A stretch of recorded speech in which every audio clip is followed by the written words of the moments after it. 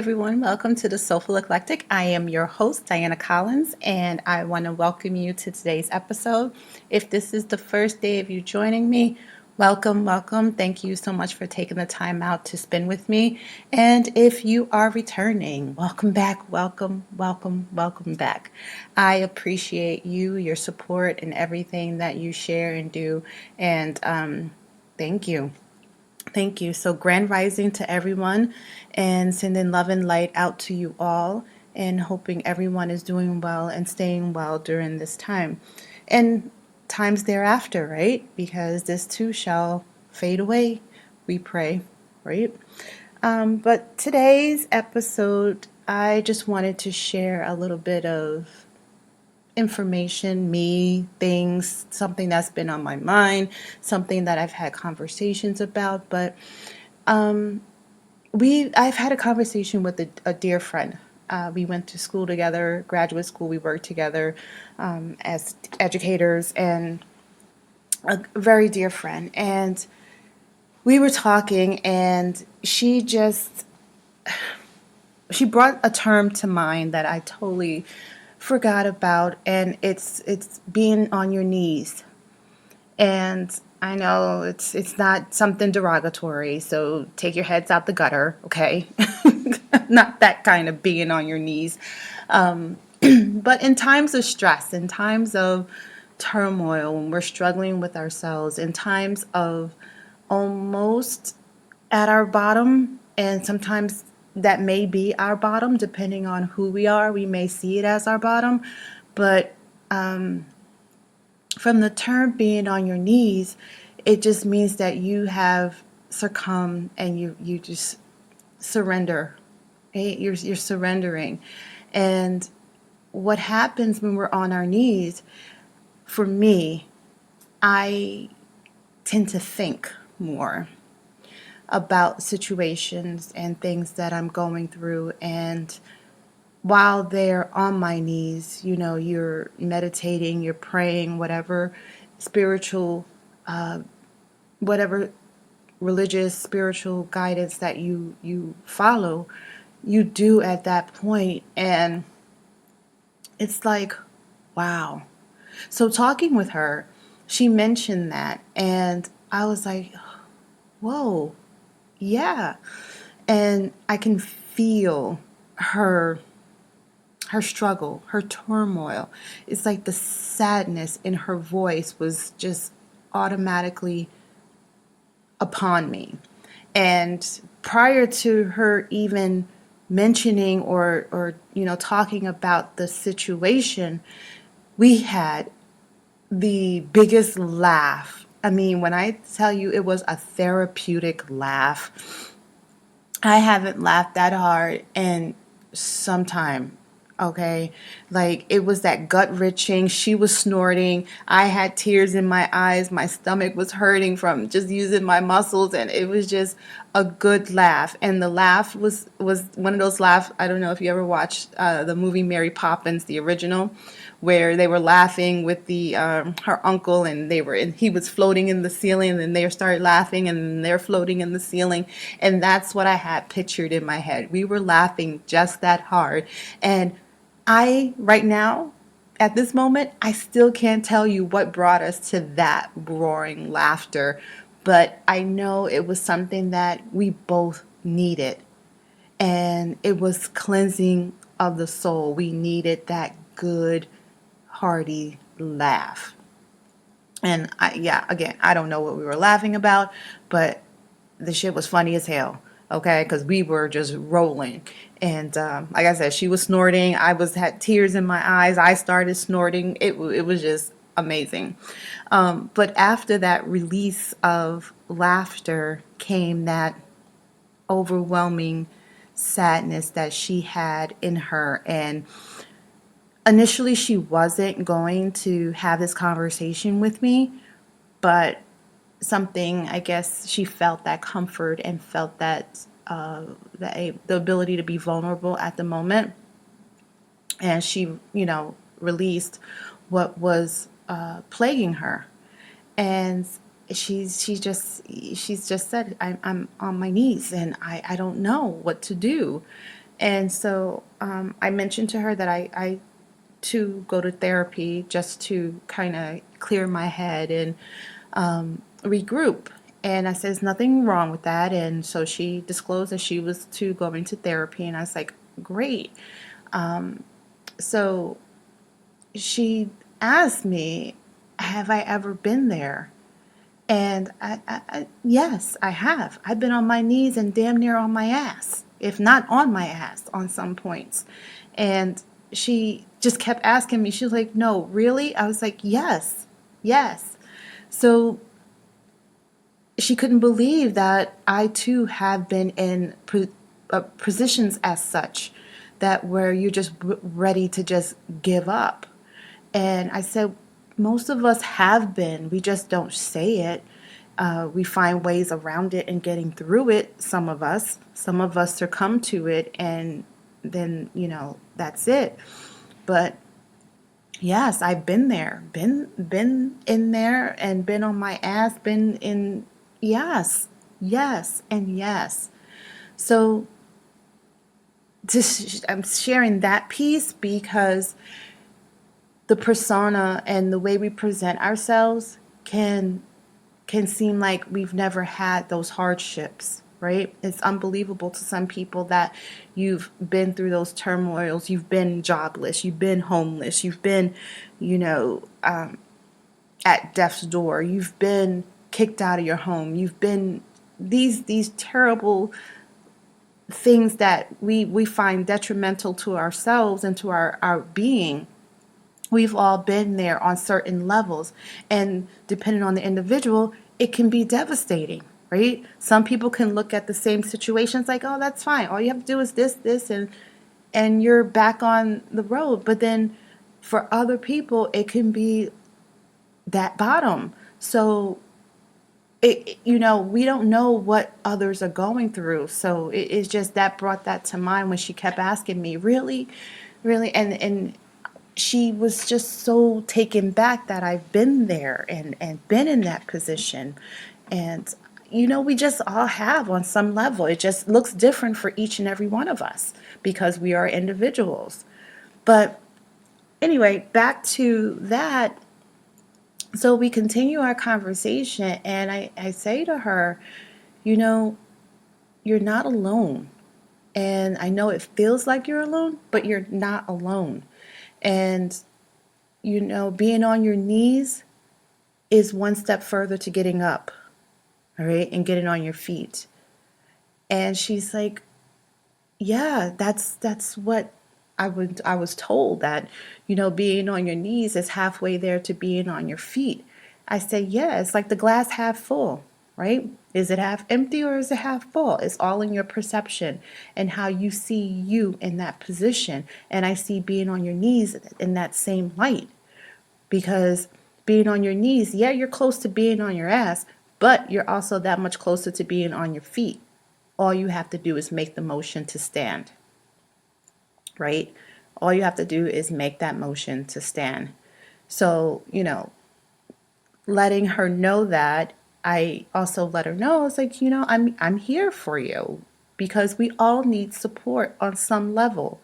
All right. And even though we're distances apart, coast apart, we can still be supportive to one another and be an ear, be that sounding board for someone else. And that can make a world of difference just to listen. We don't have to offer advice. We don't have to have the answers. We don't have any of that. All some people need is someone to listen and not be judgmental to their situation, because they're being vulnerable, sharing a part of them with you and what they're going through. So being judgmental does not help matters or help the person feel better or get better or make the choices to do better. With that, so I say to her, we continue our conversation, and it valleys and peaks, right? And so I said to her, we're in this together. It's a sisterhood. And if I call you my sister, I'm standing by you. I got your six. I'm standing alongside you. We're going to do this. So with that, I offer my hand. to help her up. And that's what we have to do with each other. We see each other down. Some people have the tendency to keep knocking that person down and just beating them in the head and just getting them closer to the floor. And it's like, no, reach your hand out and help. It doesn't have to be financial. It doesn't have to be, you're giving up your house or giving up a part of you, but you're sharing a part of you, and you're being a friend. You're being helpful. You're being another sounding board, another piece in their life that can help, can help. So I said to her, I was like, nowadays we need help. We need that hand. It's not easy to do these things, some of these things by ourselves. There are some things we can get up and do by ourselves, but some things we do need a hand. And it's okay to take the hands that are offered to you. Now, you can't take everybody's hand. Let me put that out there. Everybody who reaches their hand out to help you, sometimes they're ready to cut it off. And that's a real reality that we sometimes don't face until we reach for that hand, and then we find ourselves back on our knees because that hand smited us. So I say that with caution, that you take somebody's hand, be mindful of the hand you're taking as well, because that hand can be detrimental to you in that same token as trying to help you. So just kind of know the hand that you're taking, and use your intuition to really search inside that individual to see if they are true to what it is that they're offering to you. And that's very hard, especially in these times where everyone is always out to get something from somebody. It's really just one of those things that we have to look at it and take our chances. There's a lot of things in life that I have done that I've stepped out on faith, and some of things have worked and some really didn't. And it was like, okay, it was a choice I made, and I knew what the consequences were going to be if it did not come to pass. And here I am. So now what I'm going to do from this point forward. And that's how we have to look at a lot of things that we do. So with that, I outstretched my hands, and I was like, I'm here to help you. Let's do this. Let's keep each other accountable, and we can move forward. So it was a really heavy conversation. So I have a tendency, which is a good and bad thing, to find some humor in certain situations. Sometimes it works, sometimes it bites me in the ass. So hey, you win some, you lose some. I'm not the stand-up comic, but so I said, I told her, like, nowadays I need a hand to help me up because my ass is getting old. Okay, my knees crack. I think I may have arthritis. I'm sure I live with Arthur somewhere in this body of mine, due to the army and working as a staff nurse and things like that, the lifting and pulling. Yeah, Arthur lives somewhere in this body. So with that, when this old girl gets on her knees, she needs a hand sometimes to get herself back up. Otherwise, you're going to hear all kinds of noises and things going on in this body that you never knew existed. But it was a nice chuckle. Like, yeah, it was a nice chuckle with that. And she was like, yeah, I'm just about as old as you are. She's like, if not older. And yeah, so a hand will be helpful. So we gave each other a hand, because sometimes I even need a hand. Even the person still standing still needs a hand to steady them. And that's another thing to remember as well. Even though you're standing, you get wobbly, okay? I call myself a weeble wobble. And if you guys ever know, I don't know, the age range for the listeners range far and wide. So weeble wobbles were those toys that we played with, the Fisher Price toys, and you knock them down, they bounce back up. I call myself a weeble wobble because my behind has been knocked down so many times, and I just wobble myself back up and sit back in my position to do it all over again. Now, I don't do the same thing that knocked my behind down again. I try not to. Sometimes in youth, it does escape you.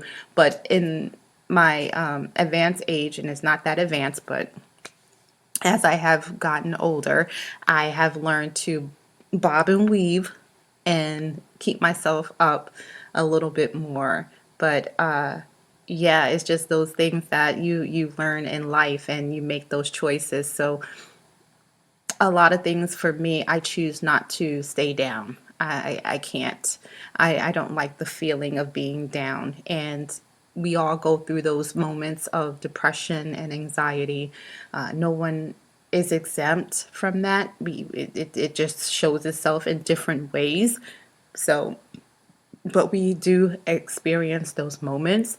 And when we experience those moments, it's where it's hardest to make those choices. And one of the things I do is I choose not to succumb to it. Now, do I say it doesn't affect me? No, it does. I can't say that it doesn't. It does affect me. It affects the choices I make. It affects the people that are around me. So yeah, so it does affect me, but the way I process it and the choices I make to deal with it is what changes things, and that's going to be the difference. So this week, I have started to make myself more accountable to self, and checking in with self. And some days it's hard. Like another friend of mine checked me last night and was like, "You're doing too much. You have your hand in so many things that you're messing up the good things." So we talk about focusing and doing this and being the best for one thing and doing that one thing well, and I forgot about that. I forgot about the same advice I give, my students, my patients, my husband. We juggle all these balls in the air, and this is something my friend and I were talking too about, was that we juggle so many balls in the air, and I juggle several. I never juggle glass balls. That's one thing I've learned not to do. And again, it's something you learn, because sometimes we do tend to juggle glass balls. But I have learned not to juggle glass balls, but the balls I juggle are balls that can be dropped and picked back up. So sometimes we juggle these balls, right? And we have all these things in play in the air. And then as we get tired, we can't keep up, right? We can't keep up. So a ball falls. And then we look at that ball and we either can stop juggling and pick up that ball and put it back in circulation, or we can wait a little bit until we get a good rhythm going and then pick up that ball. But either way, that ball gets picked back up and back in circulation. And that's the difference in, juggling and doing things. Sometimes you have to drop something for a period of time and get the other things that are circulating perfected, or at a place where you can and are ready to pick up the next ball to put in circulation. And then you can put that focus on that ball. So that was a good check for me, right? Because I do have several things in circulation, and none of the things that I have circulating are stellar. Like none of them are, I think one thing is at a place that I can say it's good. One thing out of the 5 or 6 balls that I have juggling in the air.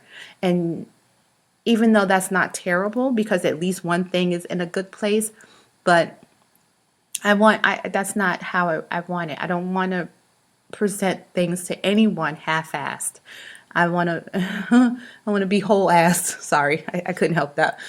So sorry to all my listeners who listen to that piece. Again, it's me. That's who I am, right? This is just it's just who I am. But I just like to see something, and I think that's the problem. I'm not seeing the outcomes of the things that I'm doing. So, when I was talking to both of my friends yesterday at different times, one, I was her sounding board, and one, she was my sounding board, which is great, or my fact checker. for myself. I call her, and I only share things with people that are going to be honest and true to me. I don't want anyone that's going to sugarcoat information and tell me what they think I want to hear. It doesn't help me. It doesn't benefit me. And with that, I don't feel like you're being a true friend to me because I want you to be honest. I'm going to be honest with you. I want you to be honest with me. And that is one of the things that I can say about the people that the handful of sister and brotherhood that I have with me. It's a collective of not only artists but healthcare practitioners, and we are one thing, and that is 100% honest with one another, because we know that that is the only way that that's going to help us be our true selves in its entirety. So it was just it was that awakening that I needed, that slap in the face, that aha moment, whatever it is to you, that light bulb. It was that moment, and I had two of those moments yesterday with each one of my friends, and one was that moment where I need to focus, narrow in my focus on what I'm going to put my energy into, and I put my energy into a lot of things. So I need to really devise a plan and sit down and have some goals. And I have several goals, and notebooks and journals all over the place with different things written in. And I just feel, as my friend said, I'm scattered, and she can see that I'm scattered. And when other people can see that you're scattered, that's a slap in the face, because it's one thing for you to know you're scattered, but for the outside people to see that you're scattered, yeah, that's not something I want to be seen. And the fact that we see each other on Zoom and things like that, not even in person, and she can see that, that's very intuitive of her. But then it's intuitive of me because I can see it also in her when she's not in a place where I normally like to see her. So yeah, so that's that thing, and that's intuitive about my other friend as well, because for some reason she has been on my spirit, and I reached out on Easter to wish her happy Easter and things like that, because I do know she celebrates the religious holiday. And so with that, she reached back out to me, and so yeah, it's just you people resonate into your spirit, and when they do, it's that time where it says, let me call them and see how they're doing.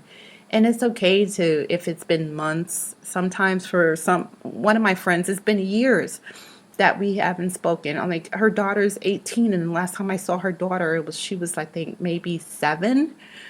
And we reached back out to each other and checked in, and that's good friendship. That's true friendship. You don't have to speak every day, and then when you do speak, you pick up where you left off. And those are far and few between. And I have to say, looking at my life, I am truly blessed to have as many people in my circle that is of great value to me, that I can call sister and brother, and mean it, and it be true. So yeah, so just check your circle and see if anyone is floating, and then if you look to see if anyone needs a hand to get back up, and if you're willing, and it's a commitment, it really is, to be someone's hand and helping them up sometimes. And again, it shouldn't be a financial burden of any sort like that. It should be just you helping out of the kindness of your heart, because you want to see your friend and fellow sister or brother back on their feet. All right, we're so quick to kick somebody down. Let's try helping each other up. All right, let's try lifting each other, and keeping each other upright, and straightening out each other's crown. And I think everyone has saw or has read the saying, don't straighten each other's crown in public. You straighten it in private and behind closed doors. Never shout someone out in public. Okay, that's just rude and disrespectful, and that's not true to that person. You want to do it in private and do it with a kind heart. Don't be blaming, don't be judging, don't do any of those things.